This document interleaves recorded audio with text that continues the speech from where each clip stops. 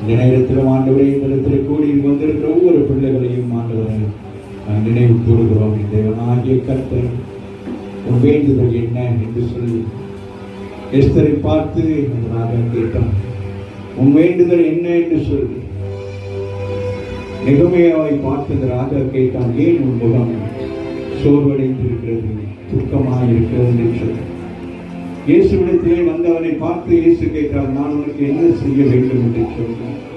இந்த காலங்களிலும் நீங்கள் அப்படிப்பட்ட பலவிதமான சூழ்நிலை வந்திருந்தால் நீங்கள் கர்த்தரிடத்தில் இப்பொழுது பேசுங்கள். இது உங்களுக்கு பேசுகிற நேரம்.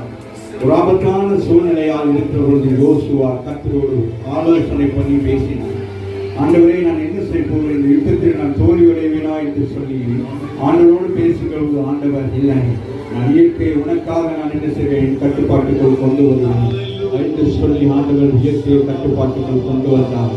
சூரியனும் சந்திரனும் அந்த யுத்த நேரத்தில் நின்றதென்றால் உன் வாழ்க்கையில் சத்துரு இருளை கொண்டு வர நினைப்பானால் கர்த்தர் வெளிச்சமாக இருக்கிறேன் என்று சொல்லுகிறார்.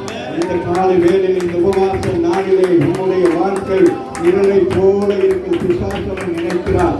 இது உனக்கு இருளான நேரம், உன்னால் ஒன்றும் செய்ய முடியாது என்று சொல்லி என் ஆண்டவர் சொல்லுகிறார், நான் உனக்கு வெளிச்சமாக இருக்கிறேன். எந்த வெளிச்சத்தை ஒரு இருளும் மூட முடியாது. இந்த இருள் ஒன்றும் செய்யாது, இந்த இருள் ஒன்று உன்னை மேற்கொள்ளாது என்று சொல்லுகிறார். அது பண பிரச்சனையாக இருக்கலாம், குடும்ப பிரச்சனையாக இருக்கலாம், சரீர பிரச்சனையாக இருக்கலாம், ஏதோ ஒரு பிரச்சனை உன்னை மூழ்கடிக்க யோசித்துக் கொண்டிருக்கிறது. நீ அந்த பிரச்சனையை பார்த்து சொல்லு, நான் வெளிச்சத்துக்குள் இருக்கிறேன். என் மேல் கொஞ்சமேனும் இருள் என்னை சேதப்படுத்த முடியாது, இருள் கொஞ்சமே என்னை மேற்கொள்ள முடியாது. நான் அவருடைய வெளிச்சத்துக்குள்ளே இருக்கிறேன். நான் அவருடைய வெளிச்சத்துக்குள்ளே